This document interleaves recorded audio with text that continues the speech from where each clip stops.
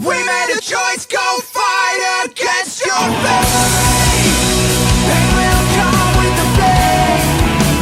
Pain will wake up the despondent crowd. Storming worlds apart.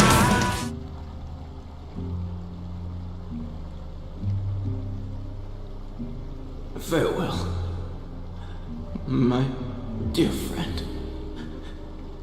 You must lead us back home. You and I, we're both the same.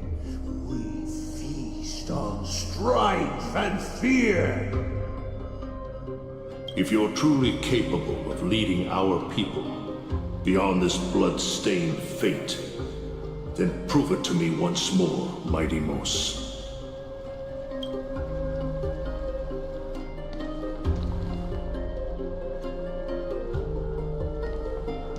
I knew you'd be here. I heard you're about to set off on an expedition. That's right. It's going to be a tough battle, and our destination turns out to be Castrum Kremnos. Is that why you're here? To pray to the dead Nikador? No, just the opposite. I'm here to tell you, you can entrust the front lines to us this time. You can't afford to lose your upcoming battle either.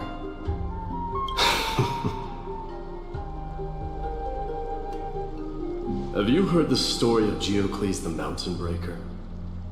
Sounds like you've spoken with Cartonus. That's the name of the legendary mountain dweller, right? Let's have a chat before we go our separate ways.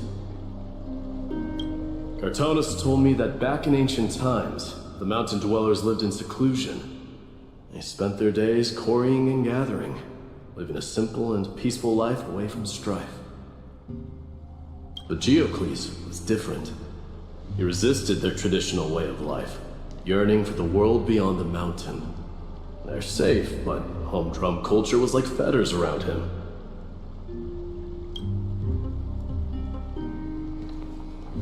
He sounds a lot like you. Yes, that is why he too faced the same dilemma as I do. One day, during one of Geocles' many ventures beyond the mountain, he spied a battalion of Ladonians stationed at the foot of the mountain. The Ladonians were at war with their arch-enemies, the Companions, and they used the mountain as a base to carry out guerrilla warfare operations. When Geocles, who had taught himself the common tongue, approached a soldier, he learned a shocking piece of news. The Ladonians were planning to plant mines and explosives all over the mountain, and then lure their enemies within. With danger lurking with every step, the mountain dwellers' homes were no longer safe. Geocles quickly returned to his village to bring the news to his people. But Let me guess.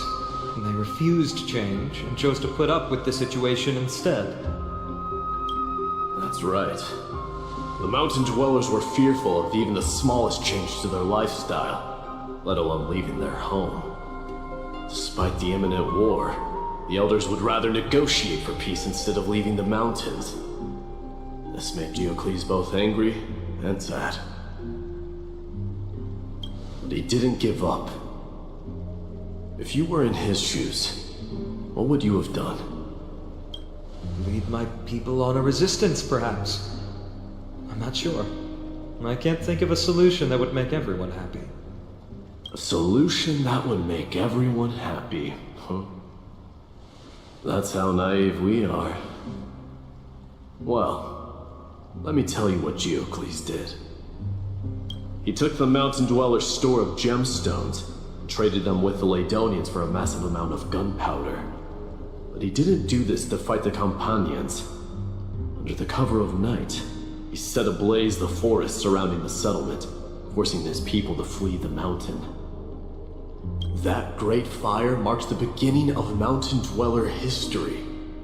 Since then, their people became part of civilization, and Giant became a common sight in the Holy City. Meanwhile, that mountain they once lived in has turned into little more than foam inside the black tide. But leaving their homeland also brought many mountain dwellers misfortune. They were hunted by Kremnoans or enslaved. Indeed, that is undeniably also part of their history. But that is Geocles for you. The merits of his actions, or lack thereof, have been scrutinized by many, but historians nevertheless hail him as the Mountain Breaker. Why do you think that is? It's simply because he took action and enacted change with his own hands. He didn't try to make everyone understand him, nor did he even waste time trying to make everyone happy.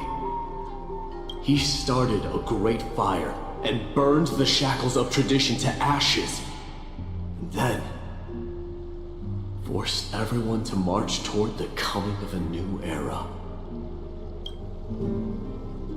You've made up your mind, haven't you? I'll be leaving Akuma soon to fight the great darkness of this world, and to shoulder Nikador's destiny. So, listen well. If there comes a day when we meet again on the battlefield, and I stand opposed to the flame chase, remember to stab your sword into my back through my 10th thoracic vertebra. That's my weak spot, and the only way to kill me.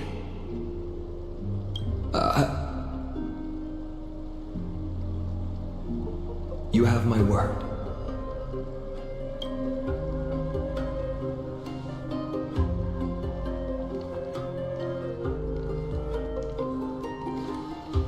Go now. The battlefield calls. Send that flame-thieving hyena to their death. If you find yourselves with no other recourse, pray to that blade in the sky. Loudly call out the name of the new god.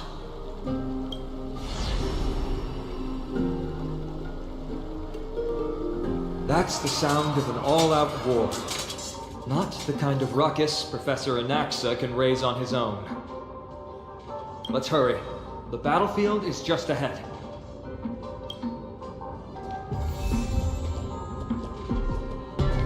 No way.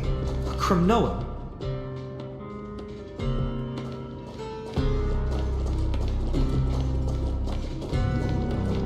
I didn't think she'd manage to send the Kremnoans to assist.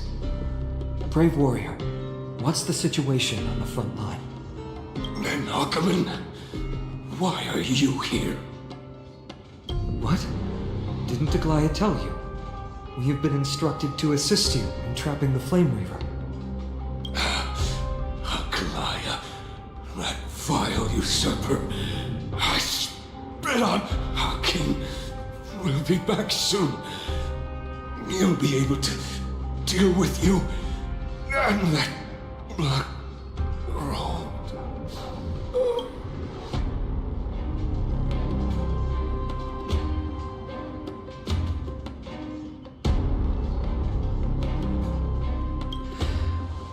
The Kremnoans really are just like their king. Rest in peace. May your glory last forever. Did they come to fight on their own accord?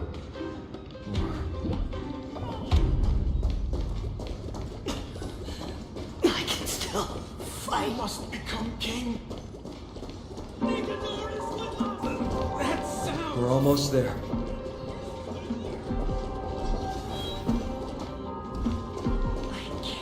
See. Once we take back the core flame, Yanis's passage will open. When that happens, you must evacuate immediately. Don't stay behind. The rest will be up to how well we work together. But remember what Mighty said before?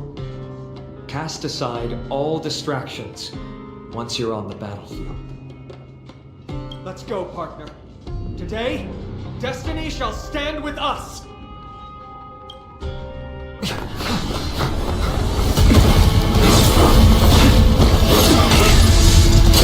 Finally.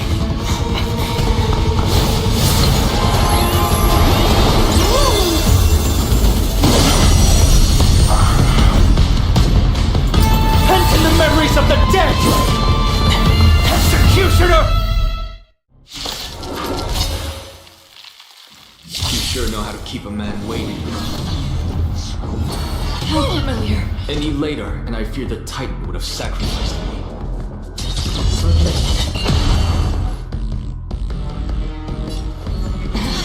Frail child of humanity, 'tis more effort keeping you hale and whole against that blade than it is in seeking the truth of the world.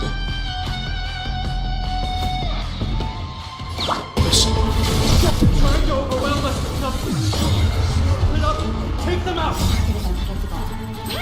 Investing in victory means playing the long. What a spirited display, deliverer. It is helpful. Get ready, Father. Can't hold out much longer. You know nothing of the wave beyond. Survive or what? I know what I'm doing. May the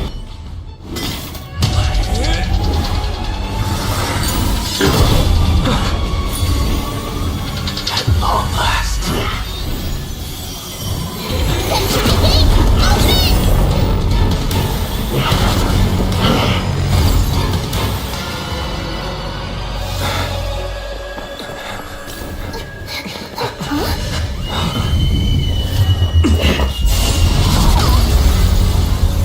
How embarrassing.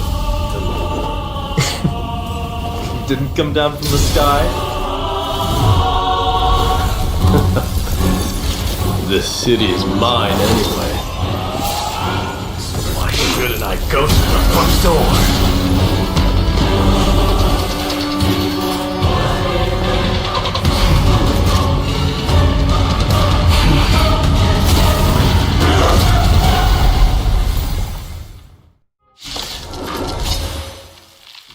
Minion of the Black Tide. I, King of the Kremnoan Legion. Long time no see, Mikador.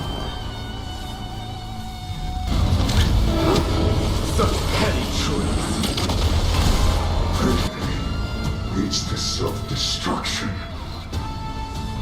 I would say the darkest to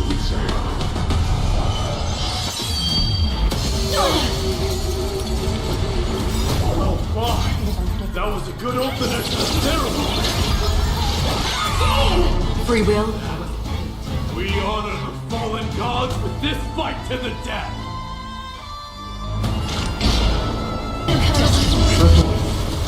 I grant you the honor of sharing your final resting place with Kremno's departed heroes.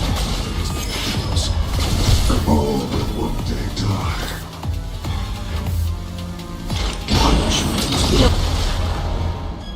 It's time to end this.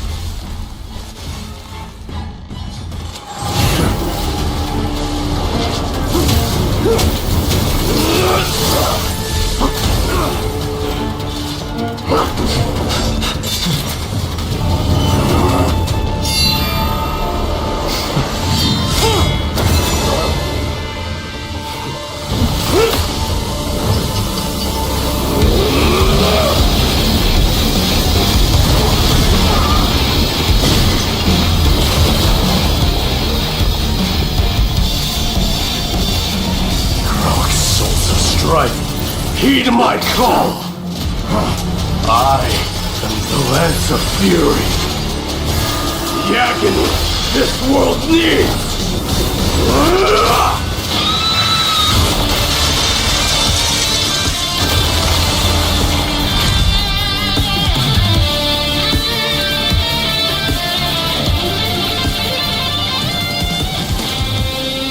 Witness this. New God has come to Castro Kremnos. Look! The warriors have returned! Are the rumors true? Has Oryx fallen?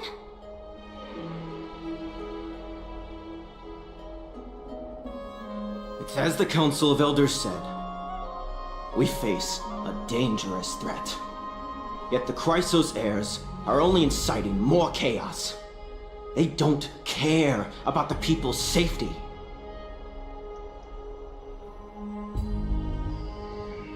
They really gave the core flame of strife to a Kremnoan at the end. What a noisy crowd. This, doesn't feel right. It's probably because Oryx is gone. Oryx was a generous titan in the eyes of the people. They graced us with miracles, allowing humanity to reap many a convenience from the past. What they don't know is that the Titan didn't do all of that of its own volition. Regardless, the Titan has fallen, and we must surrender Oryx's core flame. A meeting with that woman again so soon? I just can't catch a break. Professor Anaxa, why don't you find someplace to rest first? Matters that require Aglaya's attention are piling up. You two meeting again will, forgive my honesty, only distract her. Just try to stay on your best behavior, if you know what I mean. That's not up to me, I'm afraid. I've been trapped in her prison the moment I set foot in this holy city. The price of having a Titan living in my head, I suppose. Don't worry, I don't want trouble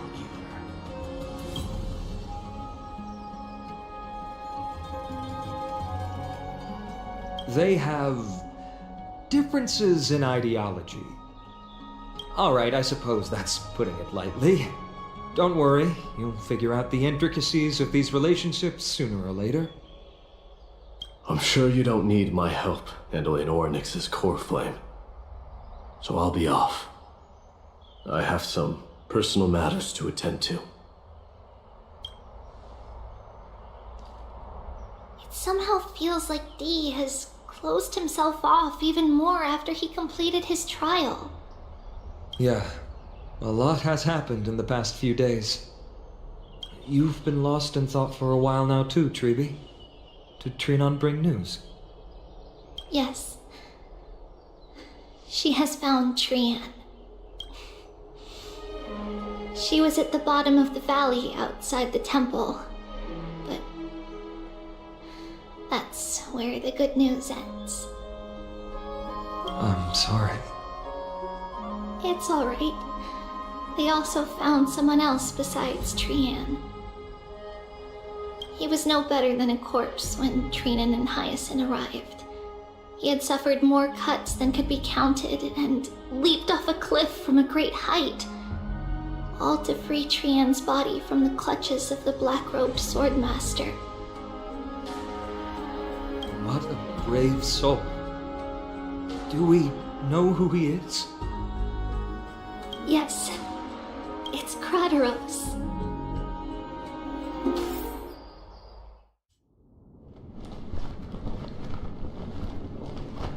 Stop!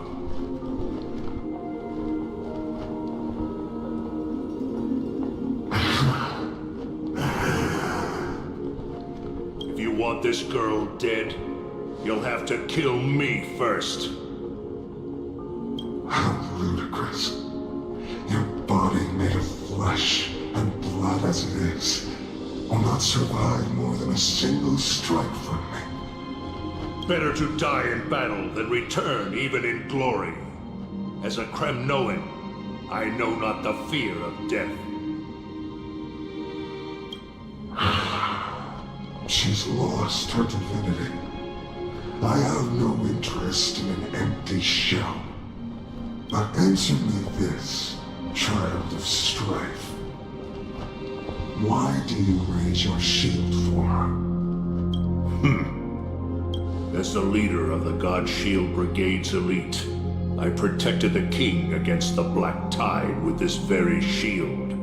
And I've done this over and over, hundreds and thousands of times. A pathetic killer like you could never understand the weight it bears.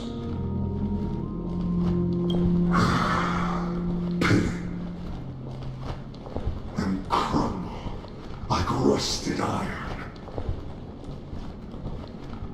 Good. Supreme glory shall be mine, as I indulge in the libations and incense offered by my descendants. Come, let us fight! For Kremnos! For my king! For Amphorius!